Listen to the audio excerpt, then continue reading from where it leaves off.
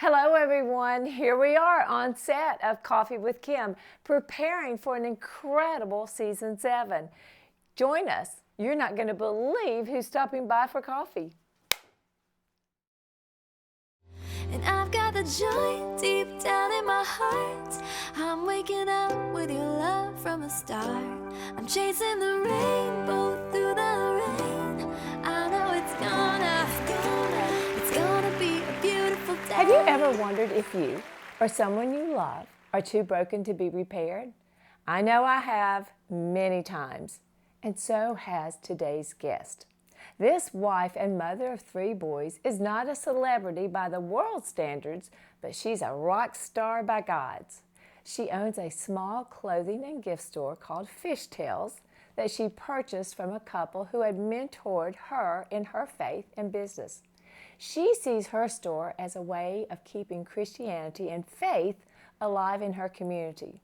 But her greatest contribution to the lives in her community and beyond comes from her greatest pain. Hello everyone, and welcome back to Coffee, conversations of friends of faith to encourage and equip. I'm Kim Crabill, your host, and I'm so excited today to introduce you to a new friend of mine, Elaine Hynes. Elaine grew up in a toxic, alcoholic home. As a child, she was embarrassed to have her people over because she never knew what to expect at any given moment in her home. In her teen years, drinking became a way to ease her own shame and shyness at first, but then ultimately made it so much worse than she could ever imagine. At age 24, after a night of drinking way too much, Elaine cried out to God for help. The next morning, she reached out to a family member who had gone into recovery and had quit drinking, and that began an amazing road to recovery. Now, 27 years later, Elaine celebrates an alcohol-free life, but will tell you it's not always been an easy road. And when we return, with honesty and vulnerability, you will hear parts of her journey and perhaps find hope for your own. We'll be right back. Tune in on Mondays for the Coffee with Kim radio show with special guests and inspiring stories that are sure to make an impact. Search for Coffee with Kim on uptomeradio.com or catch it on demand on kimcrabill.org. Hello everyone, and welcome back to Coffee.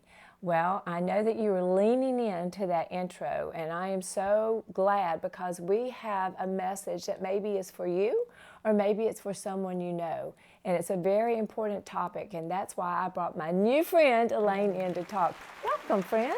Thank you, Kim. Thank you for having me. I am so delighted to have you here having coffee with me, and I'm so delighted that I walked into your store. I was new to the area. I had just moved into this area. I'd been away for 20 years, came back, and I think yours was the first store I went into because it just looked so inviting.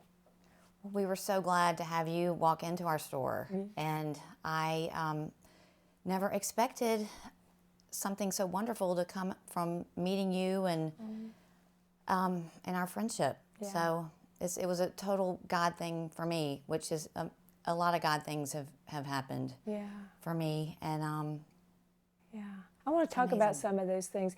You know,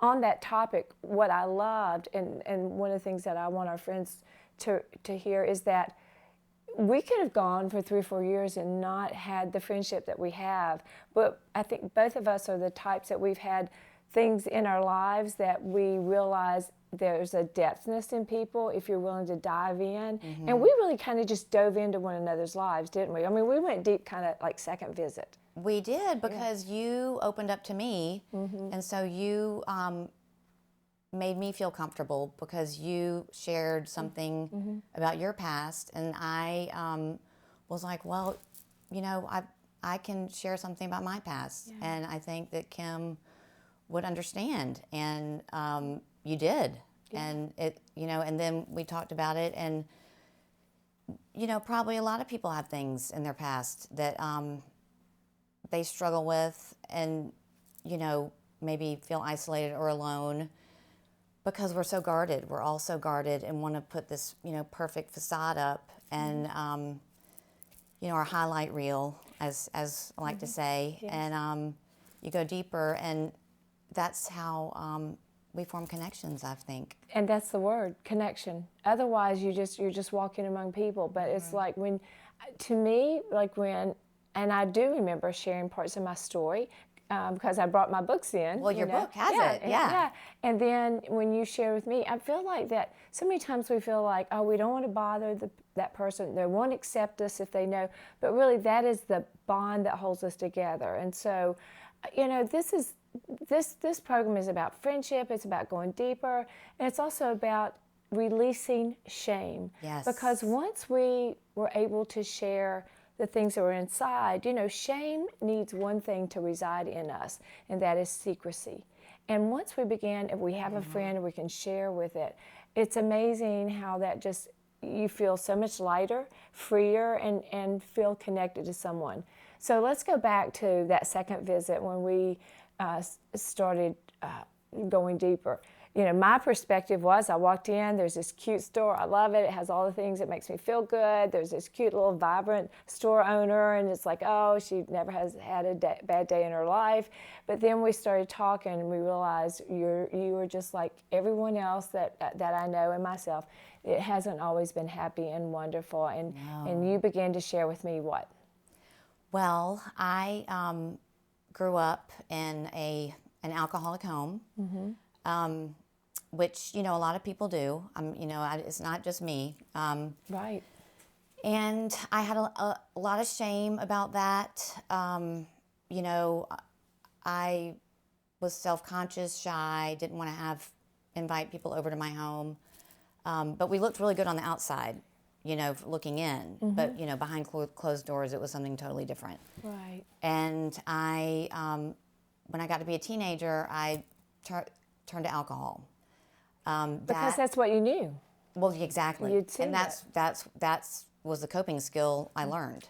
Exactly. And so that's what I did. And it progressed, and it was, in high schools, it was, partying and that type of thing. But then it got worse.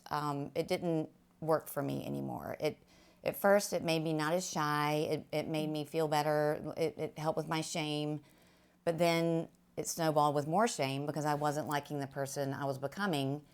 And so fast forward, I was 24 and... in college? Well, I dropped out of college. Okay. And that more shame. Right. It was like all these things were adding up, and I wasn't the person I wanted to be. So I asked God for help. And I really think that's key in getting better and releasing shame is humbling yourself and asking for help.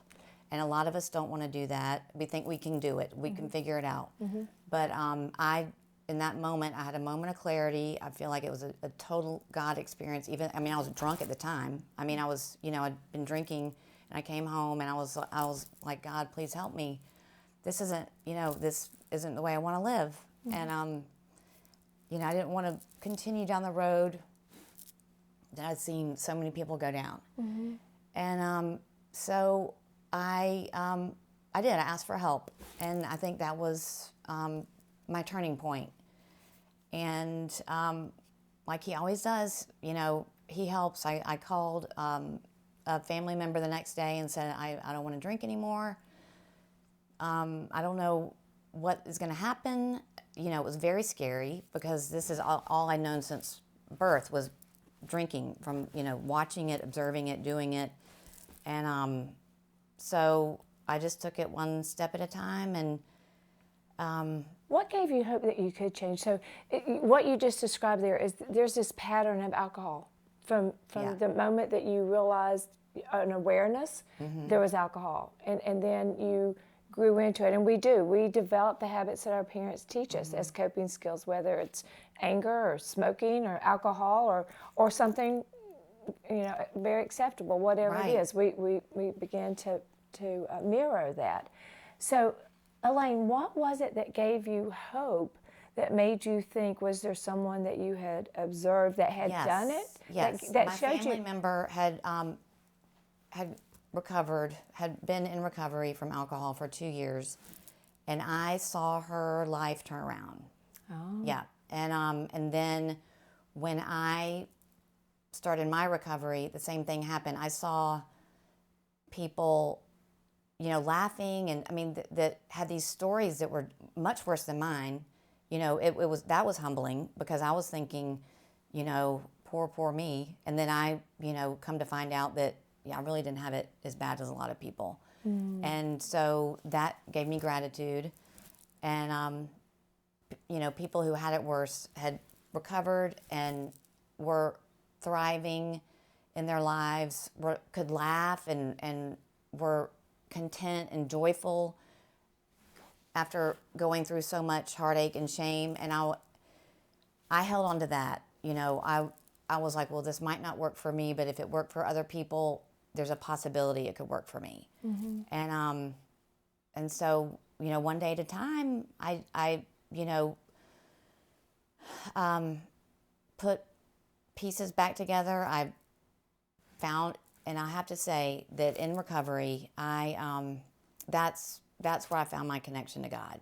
That's what I was just about to ask you. You're reading my mind. Yeah. I was about to ask you how did God play in this? How did your faith?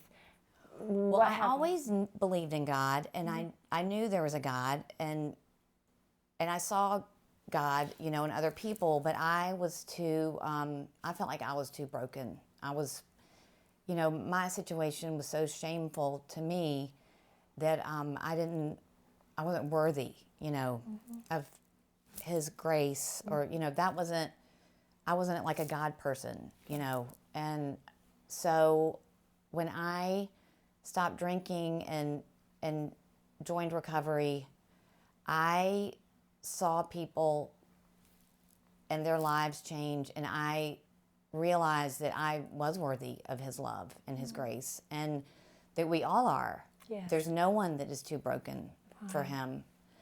And that is when I started receiving God.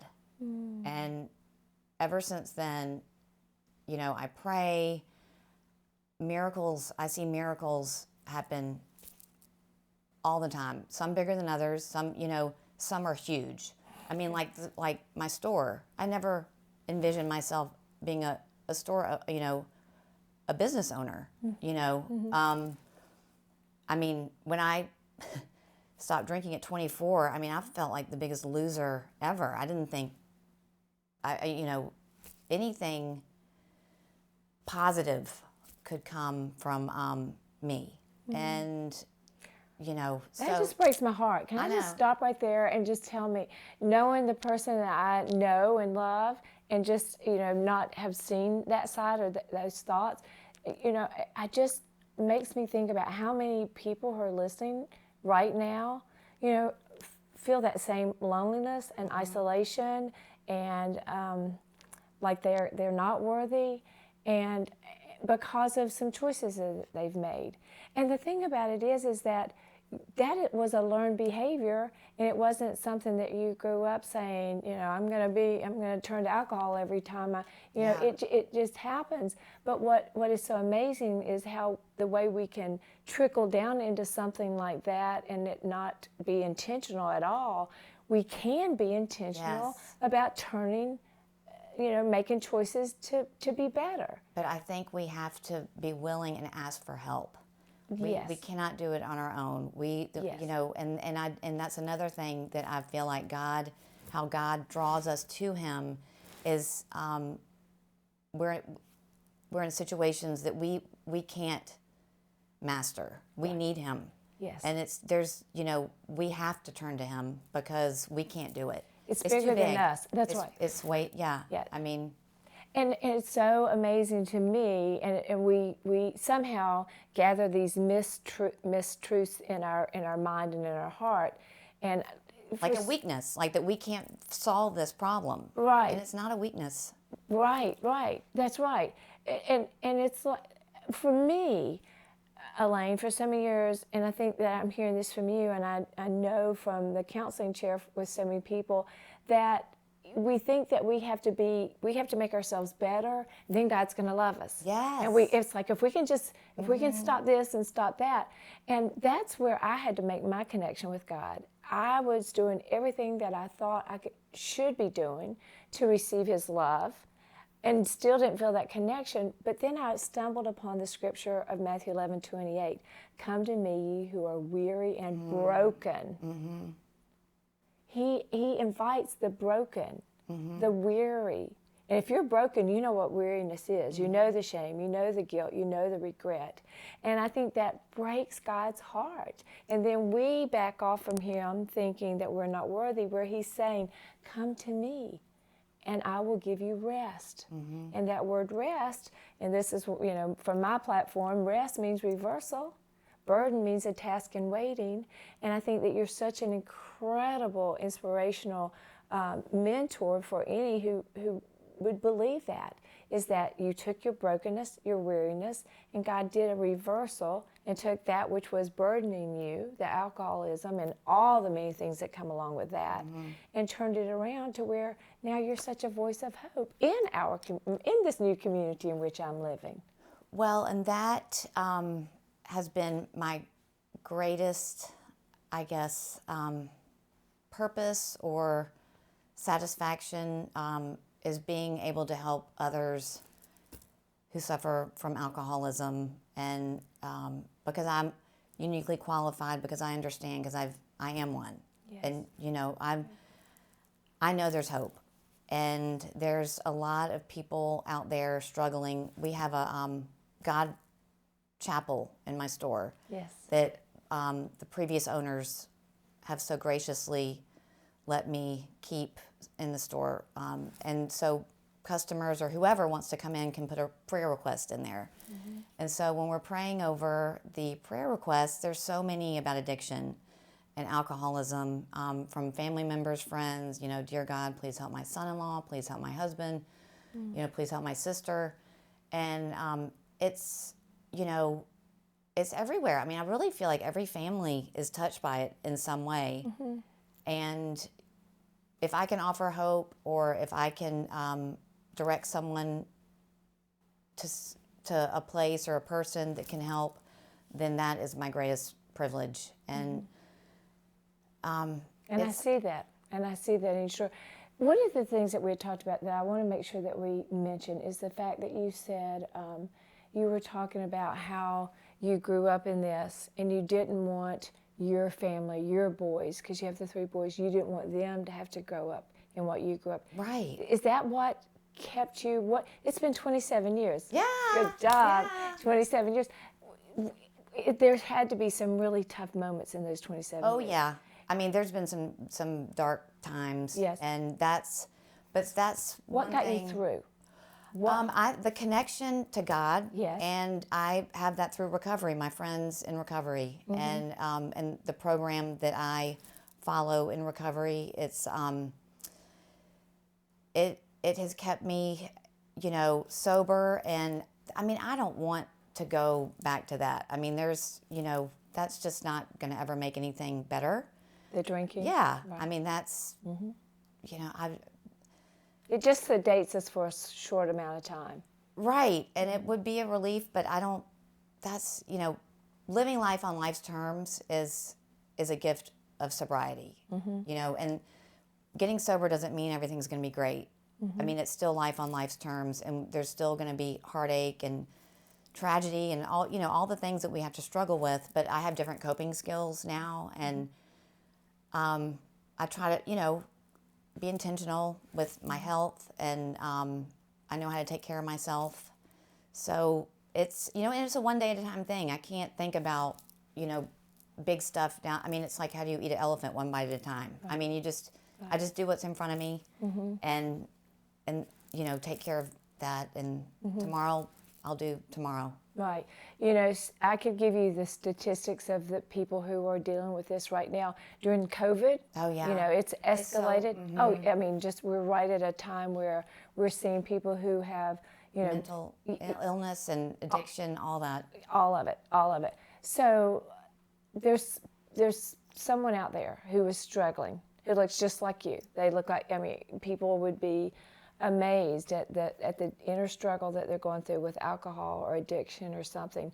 You know, they're doing it because they're just doing the best that they can right now. They're just trying to keep life going. Yeah. They have so many responsibilities, but yet they're being eaten alive by shame, guilt, and regret. What would you say to them, Elaine, just as a friend? What would you say to them? I would just say that you're not alone. There are people out there going through the same thing, and there's help, but you do need to ask for help, because we're not going to know unless you tell us. And there are support groups and there are programs, but pick up the phone, let someone know, let someone in, because it's you don't have to go through this alone, and it's so much better on the other side with friends and people who know where you've been and who can offer you help. That's beautiful. And on top of all that you've just said, you're presenting a new way to your family and your kids. You had someone that was fighting the battle that you tucked in your mind, and it gave you hope. And now you have become a symbol of hope, not only to your boys, to your husband, and to everyone who comes in your store. So I told you this was going to be a hopeful show, and it is. We're going to take a small break, and then we're going to come back, and I have a surprise for you. So we'll be right back. Burdens to blessings, cherished, infinitely more, perfectly imperfect. These are just some of the many books, DVDs, and teaching series available on kimcrabill.org. You can find all of her merchandise at kimcrabill.org/shop. Hello, everyone, and welcome back to Coffee. Hasn't it been an incredible day? Elaine, just thank you so much for stopping by, and what a powerful message you have. There's nothing like someone who finds the courage to share what they've walked through so that not only other people receive hope, but, you know, God is glorified in this as well. So do you have a final message, something extra? I feel like there's something extra you want to leave with us today. Well, one thing that I've held on to when I've been in very dark times since I've gotten sober and in recovery, because life happens, and there's, you know, a lot that's not in our control. And so when things look really bleak and I'm praying and I don't see a way, you know, and I remember He's the Waymaker. That there's a song that I love that preaches about that, and it resonates with me because I don't see a way. And then because God is God and can do all things, a way appears, and that's you know, something that I could have never orchestrated or done. And you know, so I just have to hold on until that happens. More will be revealed. You know, we don't know everything. And then also we just have to hold on and don't quit before the miracle. Yeah. And there's always a miracle. Yes. And if you just hang on and do the footwork, you can't just, you know, rest on your laurels and think everything's going to happen for you. I mean, you know, I have to reach out. I've got to, you know, attend to my responsibilities, you know, keep living, but you know, and there's so many times when I thought there's no way I can see the light again, and every time God comes through, and I'm just like, thank you, God. Why did I doubt? Why did I not have faith? But you know, and that just comes back to me. Don't quit before the miracle. Don't quit before the miracle. I love that. And that's become your personal mantra. Yes, don't quit before the miracle. Yeah. I love that. Well, and you have it. And because of that, you are being, you know, people are noticing, and people are loving you even more. And do you know a guy named Charlie? My husband.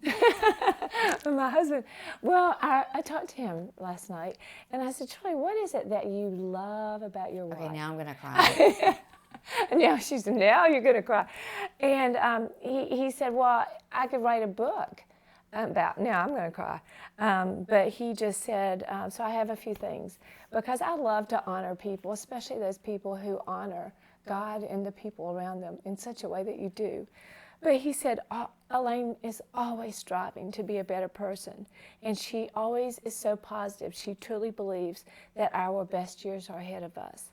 He says, Elaine is my best friend, and she is a wonderful friend, and is always ready to serve me and others.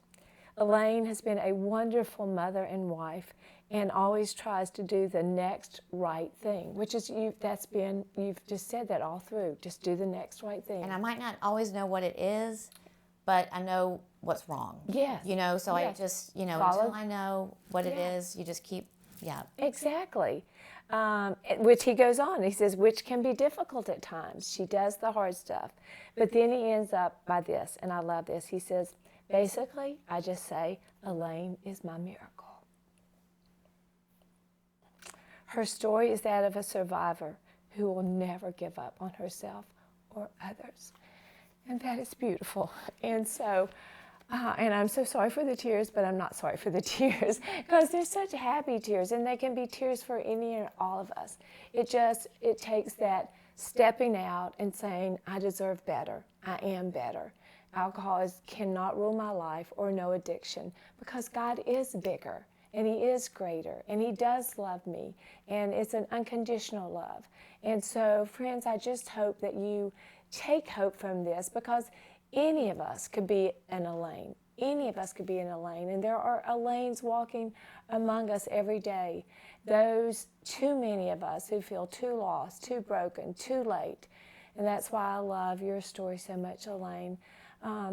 This Elaine is living proof that no one is too broken or damaged to receive God's grace. She has experienced God transform her from an alcoholic, shy, introverted, wandering around, confused self to a joyful bearer of hope to all. A miracle, her husband says, especially to those who suffer as she did so quietly and with so much shame. I see firsthand many times the light as it comes on in other people's eyes as they've spent time with Elaine and her gracious, miracle-working God in her comforting fishtail store. So, as I told you, this was a story of hope, friends, and it's not only hope for you and me, but it is for you as well today. And I just hope that you will reach out and receive that hope today. All right, friends, well, thank you so much for joining us for coffee. It's been such an honor to be invited into your home. I hope you will tell a friend about Elaine's story of God's turning darkness and despair into light and into hope. I look forward to seeing you right here next time for coffee for another great conversation. Bye, everybody. I've got the joy deep down